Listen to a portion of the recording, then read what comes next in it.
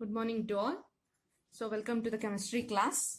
So we were discussing about thermodynamics, and in our last class we have discussed about the relationship between Cp and Cv, and we have completed with our formula, that is Cp minus Cv is equals to R, or Cp is equals to Cv plus R. So we have come across with this formula, and we have written also. So when we say that R, that is Cp is equals to Cv plus R, so this indicates that Cp is greater than Cv. By how much amount it is greater? It is greater by R amount. So R amount is more in it.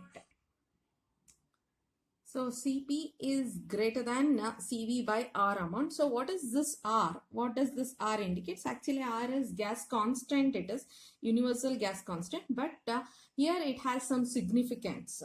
So here in the relationship when we are discussing, there is some significance for R. So what is that significance we are going to discuss now? Physical significance of R now. So physical significance when we are discussing, or what is the Cv? Cv is heat capacity. So Cv is nothing but heat capacity at constant volume. At constant volume. So let us consider an process at constant volume. So the lid is fixed now. So that is, it is an fixed container. So the volume is constant. So we have seen, we have taken a container in which the gas particles are here. So the gas particles have been present in that container, and the volume is constant. So what we are doing is, we are giving 10 joules of heat. We are providing 10 joules of heat to this container. Now, so 10 hour, not 10 joules, 100 joules of heat is being given to that container. Container had absorbed 10 joules of heat. Clear? So when we say that, when you have provided 10 joules of heat, the temperature has increased, because we are heating the container, and we have heated until 100 joule.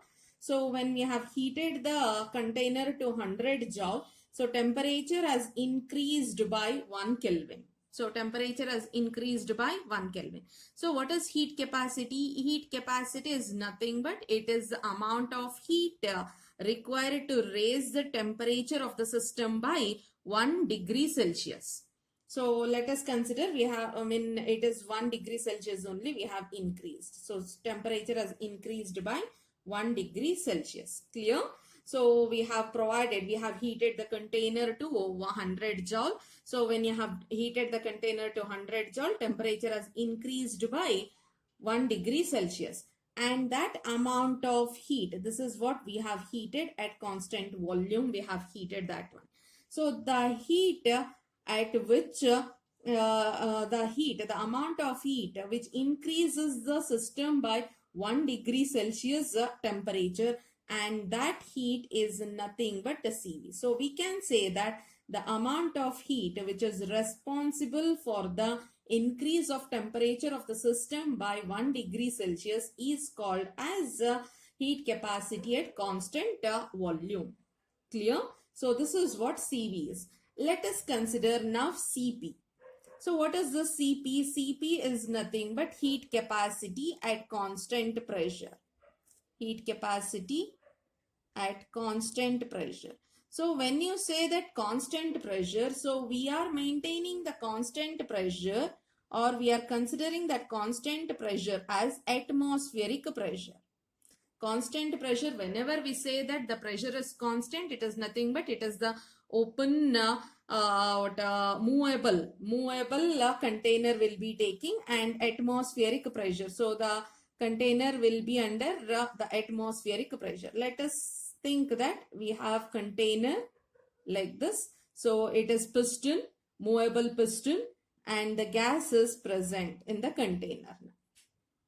Clear? So atmospheric pressure is exerting the pressure. So that is how the pressure is constant. So pressure is constant now. Now what we are doing? We are Same thing, we are heating the container to 100 joule. We are providing the container with 100 joules of heat. So 100 joules of heat we have provided.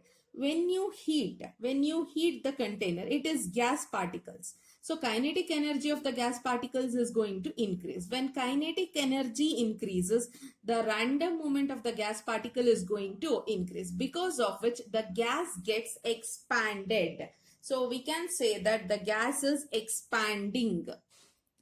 When you provide this much amount of energy, gas is getting expanding. Gas expands. When gas expands, so what happens? The piston is going to move outward. The piston is going to move outward. So this was the initial position. When you heat it until 100 joule, so the gas is getting expanding. So when gas expands, so what do we call that? So when gas is expanding, work is done by the system. Work is done by the system. So that means that how much amount of energy we have provided, it is not only increasing the temperature, that amount of energy is being, some amount is being converted as work also. So let us think that how much amount of work is done. Let us think in this 100 joule, some amount is utilized for increasing the temperature and some is utilized to do the work. So that some amount of work done, let us consider that work done as W is equals to minus 20 joule. Why minus? Work is done by the system. So that's why it is minus. So from 100 joule, 20 joule is being utilized for work done. So that means that only 80 joule is being provided here. Clear? Only 80 joule is being provided here. Already we have studied, if you provide 100 joule, then only 1 degree Celsius, that is temperature increases by 1 degree. So if only 80 joule is there, temperature won't be increased by 1 degree. So that's why what we need to do, we need to provide still some more amount, that some more amount is 20 joule. So if you provide along with this some 20 joule again, so 20 joule will be converted as work, remaining 100 joule will be utilized for increasing the temperature by 1 degree Celsius. That is what called heat capacity. So this much amount of heat has to be provided. This much amount of heat has to be provided to increase the temperature to 1 degree Celsius at constant pressure. So if the process is under constant pressure, then amount of heat supplied should be more, because some amount will be utilized for work done. So that is expansion work. Work of expansion. We call this one, gas is expanding. So that's why we call that one as work of expansion. This extra amount, whatever is there. So we can write that one as work of expansion. Work of expansion. And this amount of heat which is responsible for the increase of temperature by 1 degree Celsius, that heat will call as Cp. We'll call that one as heat capacity, Cp, at constant pressure. So we can write Cp is equals to 100 joule plus 20 joule. Clear? So 100 joule plus 20 joule. What is this 100 joule? We can replace that 100 joule by Cv and this one as 20 joule as expansion, work expansion. So we can say that Cp is equals to Cv plus work expansion, and already we have studied one more expression, that is Cp is equals to Cv plus R. So this R indicates work of expansion. R indicates work of expansion. Clear it is? So work of R indicates, that is the physical significance of R. R is nothing but work of expansion. And remember one more thing for solid and liquid. So we have seen a system now with a gas. So if at all, if the system is with a solid or a liquid, so remember always Cp is equals to Cv. It is an competitive point. So remember this one.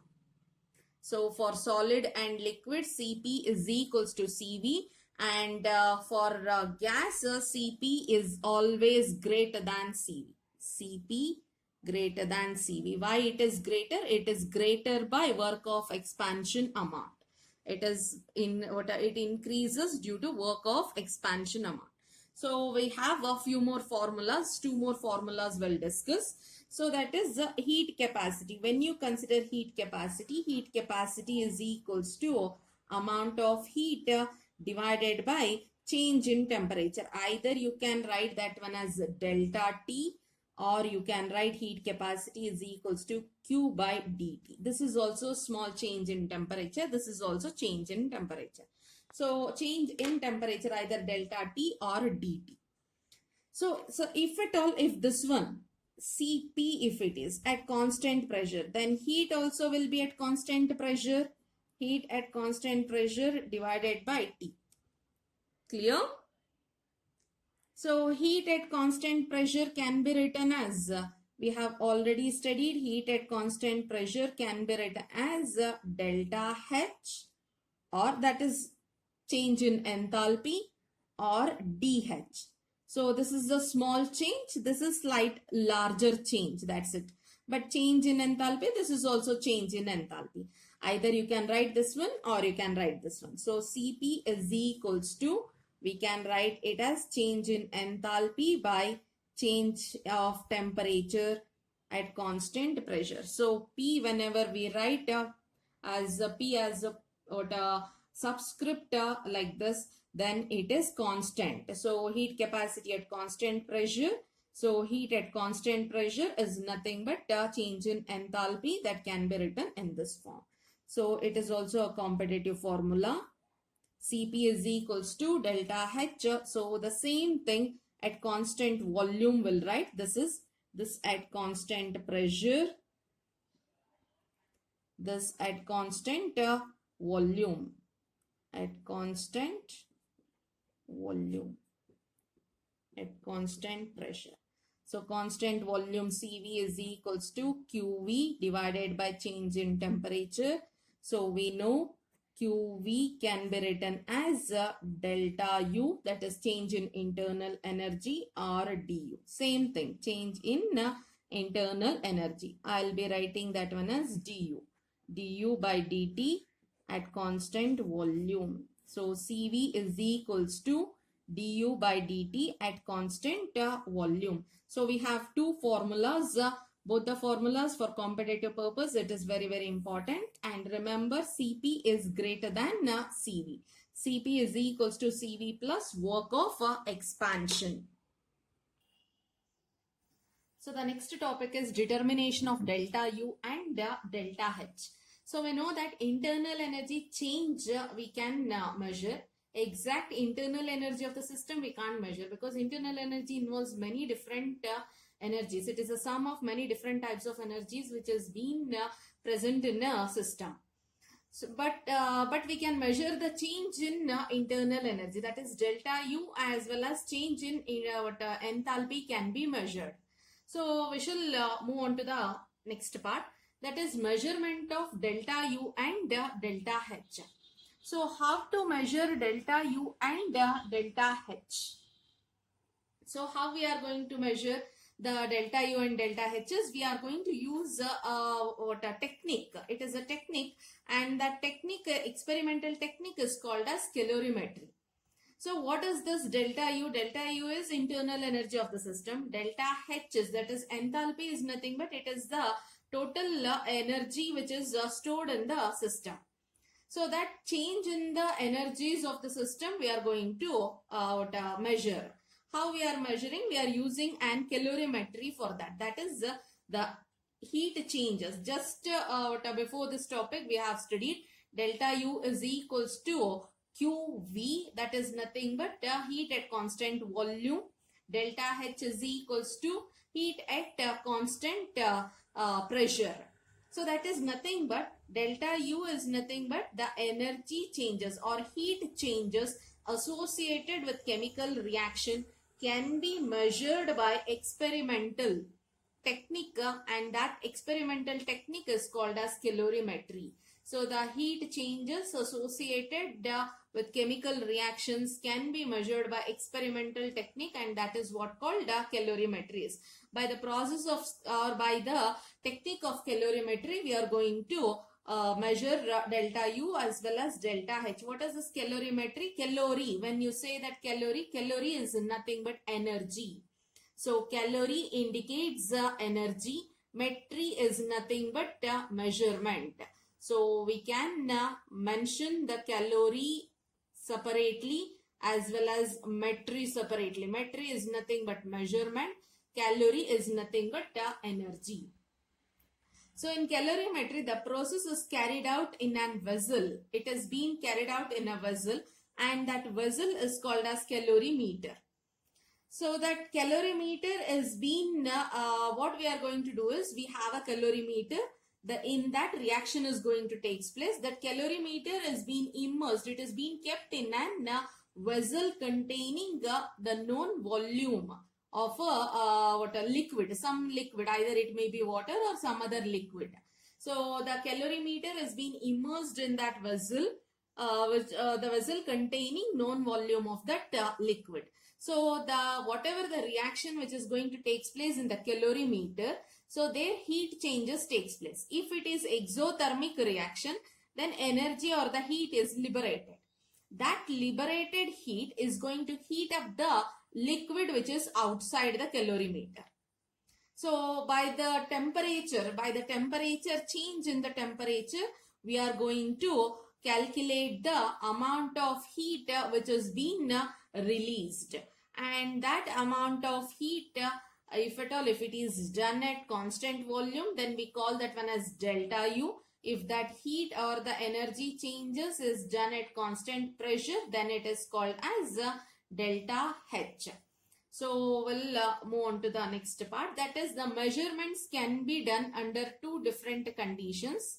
So that is the heat changes in any chemical reaction. Heat changes associated with any chemical reactions can be done under two different conditions. Just now I said one at constant volume and the other one at constant pressure. So at constant volume, if the reaction is at constant volume, if the reaction is being done at constant volume, then the heat changes, the energy changes, or the temperature difference, whatever is there, it is shows, it is being related with it is being related with heat changes or at constant volume. That temperature change can be written as QV with the help of heat capacity. So we can call that one as the heat capacity. So let us write that formula also. We have a formula for that heat capacity. We have heat capacity is equals to QV, or we can write just before this part we have discussed also.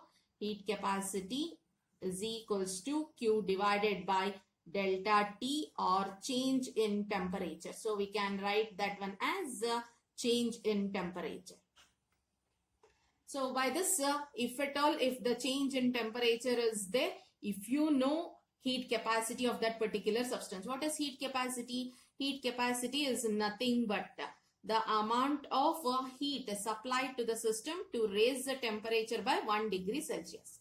So how much amount of temperature, how much amount of heat you are going to supply to increase the temperature by 1 degree Celsius, that is what called as heat capacity. If you know the heat capacity and if you can measure the change in the temperature during the chemical reaction, then you will get the value of heat. If you are doing at that, if you are conducting the same experiment at constant volume, then you can say that the amount of heat, you can call that one as delta U. Suppose if the same thing, everything is same, the condition is at constant pressure, then the heat, whatever it is there, that heat at constant pressure can be said as delta H.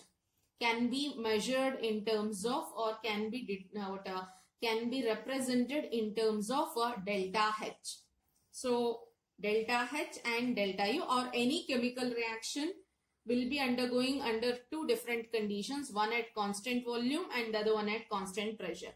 If it is at constant volume, then the heat change whatever is there, it is called that heat change is nothing but delta U. If the process is at constant pressure, then the heat change whatever we are going to measure from the reaction is called as delta H. So we'll see how we can measure delta U. Delta U, how we can measure. So to measure delta U measurement is nothing but the process should be at constant volume. That is very, very important. Delta U measurement when we are saying, so that is the process should be at constant volume. That is the condition. If the process is at constant volume, then only the heat change whatever is taking place, that is called as delta U. Clear? So in general, reactions taking place at constant volume and involving gases are carried out in a closed container. If the container is closed, that means that volume of the reactant is not going to change, or volume of the volume is fixed there, volume is constant. So when we say that it is a closed container, it indicates that. So closed container indicates that volume is constant. Closed container indicates that volume is constant. With rigid walls which could withstand high pressure which is being developed, one such vessel is called a bomb calorimeter. So we know that what is calorimetry also we have studied. Calorimeter is nothing but it is the vessel. It is the vessel in which the process is carried out to measure the heat changes. If that vessel is having a lid is closed and the walls are rigid, and that if that vessel which can withstand high pressure, then such vessels are called as bomb calorimeter. So we shall move on to the next one. So that is bomb calorimeter is also being called as constant volume calorimeter. Clear? Calorimeter is the vessel in which the reaction is carried out, where you are going to measure the heat changes. If that vessel is a closed one with a rigid walls, and if it can withstand high pressure, then such vessel is called as bomb calorimeter. So we are going to use for delta U. For delta U, those bomb calorimeters are used. So we shall see the construction and working of a bomb calorimeter. So this is what the bomb calorimeter diagram. So we shall see what is this bomb is. So bomb is nothing but it is bomb is nothing but the vessel. So you can observe this is the vessel, the gray color part whatever is there, that is the steel vessel which is made up of steel. So steel, why we have chosen steel is it should not undergo oxidation, one thing. Second thing is it should withstand a high temperature, it should withstand a high pressure. Main thing, it should withstand a high pressure. So with the high pressure, the process is taking place at high pressure. So that's why that whole container is called as bomb. Actually, this is a calorimeter where you are going to measure the heat changes which has been taken. The reaction is taking place here, and it can withstand the high pressure, and it can withstand the high temperature. So because of that reason, it is being called as a bomb. Clear? In general, this is called as calorimeter. But since we are doing at constant volume, it has to withstand a high pressure. So that's why this calorimeter is also called as bomb calorimeter. So it is made up of steel. That is nothing but it should be conducting in nature. Now, so the next one. So that is in the steel vessel, we have this crucible, or we can say that a cup, a platinum cup we have taken. So platinum cup, same thing, it should withstand the high temperature. It should not involve in the reaction. So why it should not involve? Because we have taken a sample inside it. So whatever the substance, whatever the cup we are using, whatever the crucible we are using, it should not mix with the sample. It should not react with the sample. So that's why platinum is being taken. And in the platinum, we have taken a sample in it. Clear? So the next part, so it is ignition coil. The sample, whatever is there, it is being immersed with an ignition wire. It has been connected with an wire here. So we are going to ignite the sample. This is the sample. We are going to ignite the sample by using electric current. These are conducting wires. The wires have been connected. So it has been the wires, whatever is there. So this has been these are called as ignition wires. Next. So whatever the bomb is there, it is being immersed. It is being kept under in a tank. This tank is insulating tank. So this is an insulating tank. Inside the tank, we have water taken. We have taken water there. So inside the tank, we have taken water, and bomb calorimeter is immersed in the liquid, and that liquid is water. And that water is being kept in an insulating tank. Insulating tank means heat neither flows inside nor goes outside. Clear? Heat neither flows inside nor goes outside. That is what insulating tank. It has been kept in an water. Next is ignition wires. These wires are being it has been immersed in the sample. So we are going to we are going to connect this one to a battery, an electric supply. So where the electric sparks will be generated here. So here the electric sparks will be generated, because of which the sample is going to be burnt. So the next part, whatever is there, we'll see. The next one is oxygen supply.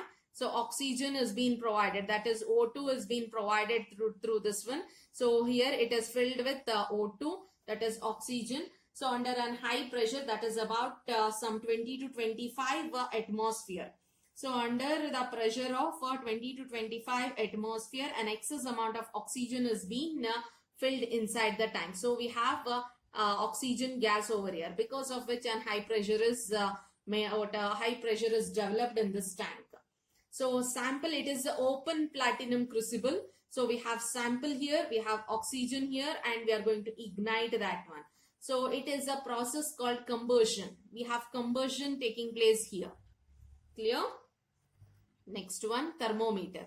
So to measure the temperature of water, thermometer is there. So one more thing, that is stirrer. So the stirrer, why we are using stirrer is so whatever the heat is coming out. So let me explain the process. How the process will be, we shall see. We have a sample here in the platinum crucible. So it is being connected with an igniting wire. It is connected to an electric supply. So the spark is generated here. So when the spark is generated here, so this is going to burn the sample. Oxygen is being provided. A large amount of excess amount of oxygen is there. That oxygen is going to react with the sample. That is, the sample is burnt in presence of oxygen, which is called combustion. So when you call a combustion, so when there is a combustion, we know that so combustion always liberates energy. So combustion always liberates energy. Energy is liberated in it. So it is nothing but exothermic process. So when we say that combustion is an exothermic process. So due to that exothermic process, heat is released. Energy is released. So that energy, that released amount of energy is being, because we have taken a steel container. So whatever the energy is released there, that amount of energy, that due to that combustion, whatever the amount of energy which is released there, it is going to come out from the tank, and it will be moved to the water. So the combustion is taking place here. The walls are conducting. Heat will transfer from inside the combustion, inside the calorimeter to water. So heat is going to transfer. Heat is going to transfer. We can mention what is transferred. Heat is going to transfer. this is the thermometer. Before starting the reaction, we have measured the temperature of water, and that was T1. And now after the conversion is taking place, so heat is being transferred into water, and we are going to measure that temperature also, and that temperature will be mentioning as T2. That temperature we are going to mention as T2. So what is the use of stirrer? So suppose the heat is liberated at one point. Heat is liberated at here. Then, so with the help of stirrer, water will be, it will be rotated, or it will be mixed in such a manner that, so whatever that heat is there, it is uniformly, it is distributed the entire throughout that water. So throughout that vessel, entire that vessel, the heat is being uniformly distributed, so that to check the temperature T2, it is helpful. So we know the temperature difference. So we have come to know the temperature difference. So we have already calculated. So we know the formula also. We have just before this one, we have written what are the temperature also. So that is, formula also we have written. That is specific heat capacity. Heat capacity is equals to Q by delta T. Delta T is T2 minus T1. That we have measured through the experiment. And Q we can find out, because we know the specific heat capacity. We can measure the specific heat capacity, or heat capacity. Heat capacity is equals to, so the amount of heat required to raise the temperature by 1 degree Celsius. If you know that one, then so you can easily calculate the Q. And what is this Q? It is at constant volume. So it is at constant volume. So we can write that one as QV. QV is nothing but, so we can write QV as delta U. So we can measure by using that formula. We can measure delta U. So we have two more formulas to find out this delta U. So that is heat of conversion at constant volume. Heat of conversion or heat of reaction, heat of chemical reaction at constant volume can be written as, heat of conversion at constant volume can be written as QV. We can write that one as QV. And what is that QV is? QV is equals to delta U. QV is equals to delta U. So now we are going to calculate this delta U by using two different formulas. One is delta U is equals to C into delta T into M by M.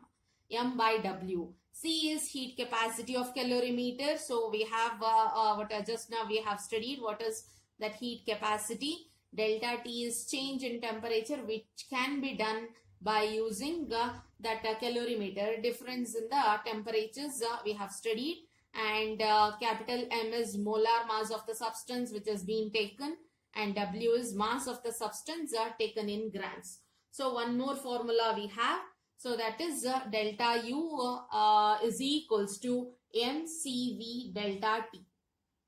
So what is that CV?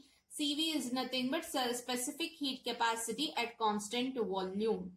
So specific heat capacity at constant volume, that formula, by using that one, now we have mass of water into specific heat capacity at constant volume into temperature difference. By using these two formulas, we can easily calculate delta U or QV.